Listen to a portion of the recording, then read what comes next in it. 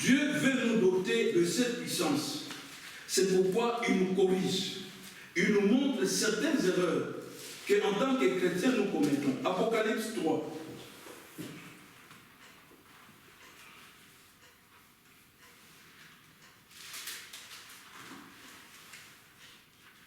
Verset 17. Lisons-le. Je suis riche, je me suis enrichi et je n'ai besoin de rien. Et parce que tu ne sais pas que tu es malheureux, misérable, pauvre, aveugle et nu. L'église de Laodicée était fière. Ils croyaient que Jésus-Christ était avec eux. Mais quand Jésus leur parle, il dit, mais non, vous êtes des malheureux, vous êtes nus, vous n'avez rien. Ce n'est pas parce que Dieu vous a donné une belle voiture que vous devenez son ami. Non, ça n'a rien à voir. Ici, nous sommes dans le domaine spirituel. Je peux marcher à pied, mais avoir Jésus-Christ. Alléluia. Amen. Tu peux être millionnaire, mais ne pas avoir Jésus-Christ. Donc, avant d'avoir ces choses, les biens matériels, ayons d'abord Jésus-Christ. Je parlais de ces frères-là de l'Ouganda que Dieu utilise puissamment. Aujourd'hui, il est devenu multimillionnaire. Comment il est devenu multimillionnaire? Les gens viennent des États-Unis pour les rencontrer. Quand tu les rencontres, aucune maladie ne peut résister devant lui. Aucune. Oh, tu es handicapé, tu es toujours étend son bras au nom de Jésus-Christ, la maladie doit détailler. Alors nous voulons préparer notre assemblée à cela. Je ne dis pas que nous ne sommes pas des croyants, mais il y a des choses que nous ne devons pas faire. Et Dieu nous observe. Plus nous allons lui rester fidèles, respecter les termes de l'alliance, plus Dieu nous donnera la puissance. Alléluia. Amen. Nous devons veiller sur ces choses. Toujours est-il que Samson, comme Laodicée, il ne savait pas que l'Éternel s'était retiré de lui. Il ne savait pas. Tel que nous sommes là, je ne sais pas. Qui a Dieu? Qui n'a pas Dieu? Je ne sais pas. Mais je fais confiance que chacun d'entre nous garde Jésus-Christ. Bon, maintenant, la Bible dit, les justes tombent 7 fois. Et 7 fois, ils se relèvent. Vous pouvez faire un faux pas, vous êtes chrétien, mais allez, peut-être vous tenez des propos qu'il ne fallait pas.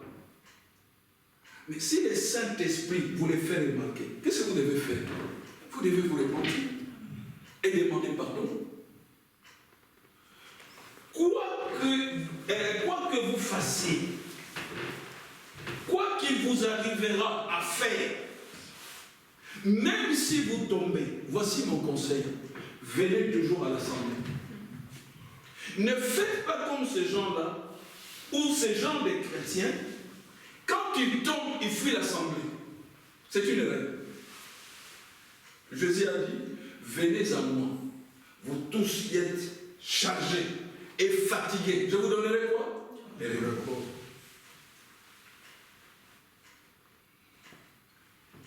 Je vais terminer par cet exemple. Ce n'était qu'une introduction. On va entrer dans ces textes plus en profondeur. Moi, je viens d'une église protestante. La personne qui m'a amené dans les messages, qui a fait qu'aujourd'hui, je sois dans les messages, avec tout le respect et la reconnaissance que je lui dois, je l'ai vu tomber. C'est-à-dire moi qui l'a gagné au Seigneur. J'ai cheminé comme il fallait. Mais lui que je trouvais comme exemple, comme modèle, je l'ai vu tomber. Quand je l'ai vu tomber, il a commencé à me fuir. Il pouvait me voir de loin, il changeait de route. Alors ça m'intriguait. Ne faites pas ça. Même si vous tombez, faites comme, comment on l'appelle, l'enfant prodigue. Revenez toujours ici. Alléluia. Amen. Je ne vous le souhaite pas. Comment il est tombé? Je vais terminer. Il m'a prêché les messages, je trouvais que c'était glorieux, c'était bon. À l'époque, cette personne n'était pas mariée. Il était fiancé. Et puis comme j'allais régulièrement chez lui rendre visite, il m'avait présenté sa fiancée. Mais au bout d'un moment, je l'ai vu, à ma grande surprise, commencer à embrasser devant moi sa fiancée. J'ai dit, mes frères, est-ce que dans les messages, ça se passe comme ça? Alors, comme mon frère, quand j'étais bleu dans les messages, je ne lisais pas de brochures. Il m'a dit, oui,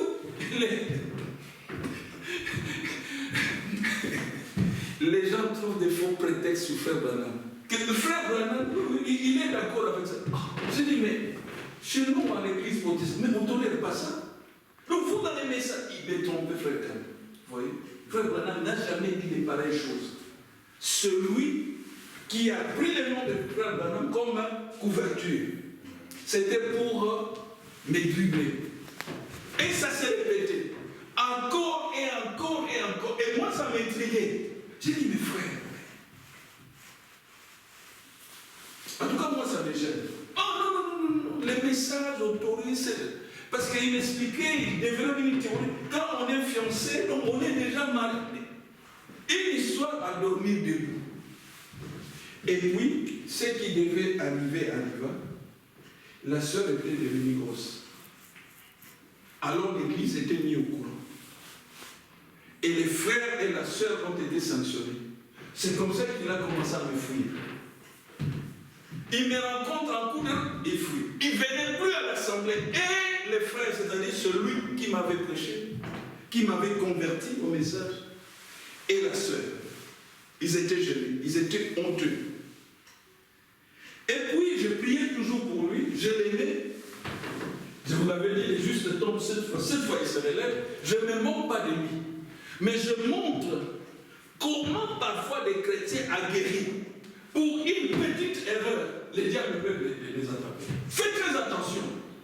La Bible dit que celui qui est debout, fasse attention de ne pas tomber. Est-ce que je dis la vérité? Oui. Si vous êtes debout, ne cédez en rien à l'ennemi. Parce que si vous lui cédez, même un centimètre, vous êtes foutu. Alléluia. Amen. Alors je priais pour lui. Et le Seigneur a fait qu'un jour il voulait me fuir, mais on s'est quand même rencontrés. J'ai dit, frère, je suis déçu. Pourquoi tu peux me fuir? Je suis clément. Qu'est-ce que moi je vais te faire? Je suis ni policier, ni justicier, je suis ton frère. Alors il voulait trouver des faux prétextes. J'ai dit non. Tu vois ce que tu as fait là? J'ai vu dans la Bible quelqu'un qui a fait pire que toi. Il dit, c'est vrai, tu as vu ça? Je dis, mais oui. Il dit, mais qui alors? J'ai dit, mais David. Ah bon, je savais pas, je dis oui, on va les lire. On a dit David. Frère Kanda, vous connaissez ce texte-là? Non pas seulement il avait arraché la femme d'autrui, mais il s'est arrangé pour faire tuer les malades. Bon, maintenant, écoutez, je vais terminer par là. Est-ce que Dieu avait rejeté David? Non. Pourquoi? Quand Dieu lui avait envoyé Nathan, David s'est repenti. Alléluia. Amen. Je ne vous dis pas de faire comme David, non. Si vous péchez expressément, c'est-à-dire que vous vous laissez abattre par les diables, je doute fort que Dieu va vous accorder la repentance. Mais nous sommes dans un combat. Venir à l'assemblée, servir Jésus-Christ, ce n'est pas venir à une pique-nique. Non, c'est venir à un terrain de combat. Alléluia. Amen. Nous sommes des combattants. C'est pourquoi nous allons chanter une couronne. Jésus la donne. Les jeunes gens qui sont ici, qui ne sont pas mariés, ne pensez pas parce que vous chantez les cantiques ici que les diables vont vous laisser tranquille. Non! Il viendra vous tenter. Des histoires de copines, d'argent, de ceci, cela. Mais résistez! La Bible dit, résistez au diable et il fuira loin de vous. Plus vous allez résister, plus le diable va vous laisser tranquille. Mais maintenant, si vous relâchez, il va lancer son attaque. Alléluia! Amen. Samson devait connaître ces choses. Nous allons voir que Dieu va accorder à Samson une dernière grâce. En autre terme, je suis sûr que nous rencontrerons Samson au ciel, malgré sa grosse erreur qu'il avait faite ici. Parce que vous verrez à la fin, il va dire, Seigneur, encore une fois, redonne-moi cette puissance. C'est ça l'espoir de l'Église. Ce soir, nous voulons dire, Seigneur, oui, nous avions perdu la puissance, nous reconnaissons, mais redonne encore une fois. Et si il nous le donne, parce qu'il a dit, tout ce que vous demanderez à mon nom, je vais vous l'accorder. Alors nous devons savoir garder notre alliance. Ne cédez pas. Il y a une pression dans le monde qui fait que beaucoup d'églises, beaucoup d'assemblées, beaucoup de bien-aimés, comme ce frère dont je venais de parler, qui m'avait conduit dans les messages, ils sont séduits par le monde. Quand on regarde la télé, il y a des films là-bas, des gens qui s'embrassent, des films de nudité. Il y a la mode, il y a une attraction que Satan a mis sur la terre, qui attire et qui séduit les enfants de Dieu. Mais ne cédez pas. La Bible dit, et je crois que c'est Jésus qui l'a dit, les enfants de Dieu ne seront pas séduits. Alléluia. Amen. Mais la séduction, la pression de la séduction est là. Ce matin, je conduisais ma fille à l'école. J'ai vu un grand panneau. Je crois le 20 mai ou quelque chose. Gay Pride ici à Bruxelles. Vous voyez? C'est ça la pression. Nous ici, quand on fait les cultes, la salle n'est même pas remplie. Il y a plein de choses vides. Mais soyez attentifs. Les jours où ils vont regarder, je crois si j'ai bien regardé la date, c'est le 20 mai, quelque chose comme ça. Vous verrez combien ils viendront en masse. C'est de la France, de l'Angleterre, de la Hollande. Ils vont se rassembler ici. Si tu demandes pourquoi ce rassemblement, ils vont célébrer, si c'est leur Gay Pride. Vous voyez? C'est ça l'attraction. Les gens vont manger, ils vont danser, et ils célèbrent les actes des démons. Ils vont traîner les jeunes gens là-dedans. Vous voyez? Mais quand Jésus-Christ lance l'invitation, regardez les chaises, combien c'est vide. Les gens ne viennent pas. Église, nous devons faire très attention. Le retour du Christ est plus qu'imminent. Même s'il tarde, mais il y a la mort qui nous attend. La Bible dit, le salaire du péché, c'est quoi? C'est la mort. Nous ne devons pas commettre la même erreur que Samson. Dieu nous demande la séparation. La séparation avec le monde. La séparation avec les mondanités. Quand les gens se réunissent comme ça, laissez-les. Ils ont choisi leur grand chemin. Mais quant à nous, c'est l'évangile. Amen. Amen. C'était une introduction. Que Dieu vous bénisse. Amen. Nous allons prier.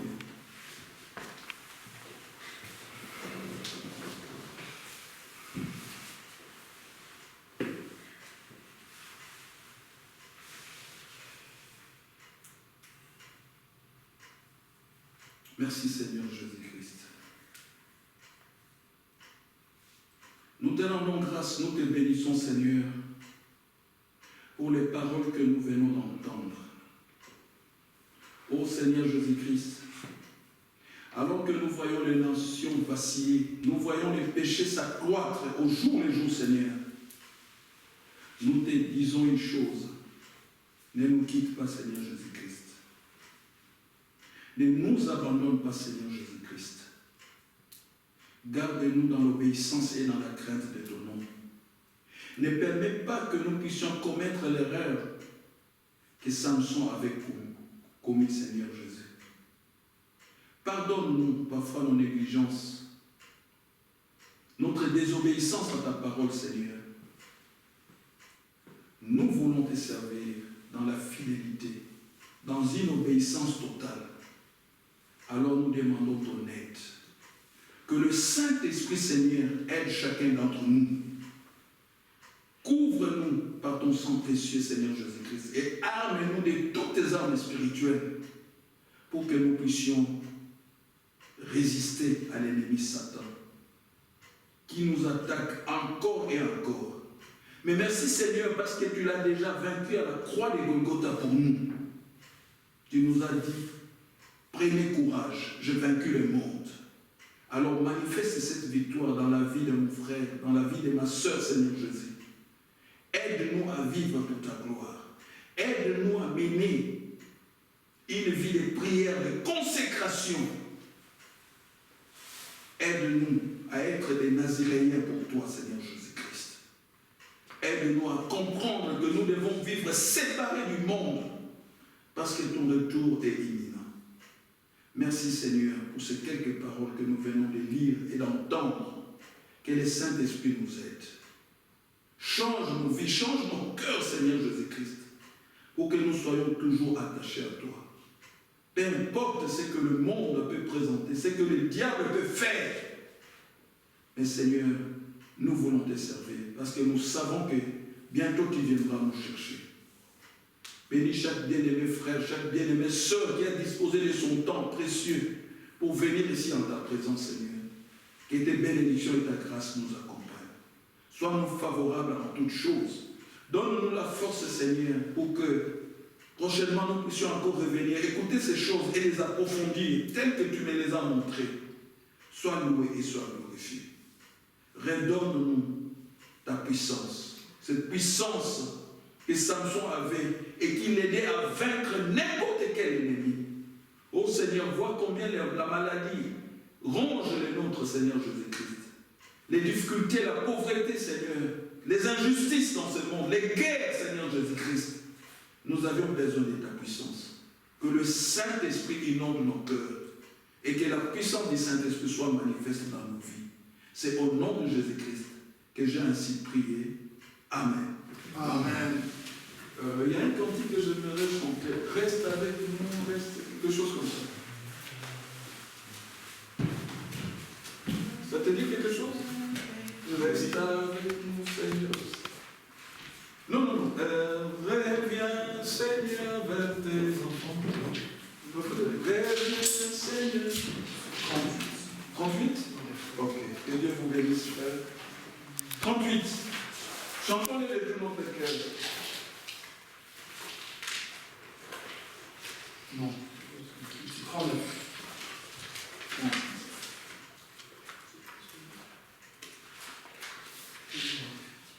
Nous demandons, Seigneur Jésus-Christ, de revenir parmi nous. De revenir. Nous avons besoin de vous.